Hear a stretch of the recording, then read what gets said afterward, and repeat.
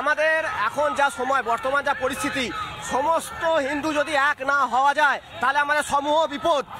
কেন যে হারে মুর্শিদাবাদ দেখেছি, মালদা দেখেছি, এরপর আমাদের হুগলি বা আমাদের হাওড়াতে হবে না এর কোনো নেই, আমাদের এখানেও হতে পারে। সমস্ত সনাতনী ভাই বোনদের আমরা এখান থেকে একটাই আওয়াজ দিতে চাইবো যে আপনারা সকলে জাগুন, যারা ঘুমিয়ে আছে জাগুন, দলমত নির্বিশেষে কালার নির্বিশেষে সমস্ত হিন্দুরা একই ছাতায় তলায় আসুন এবং প্রতিবাদে গর্জে উঠুন।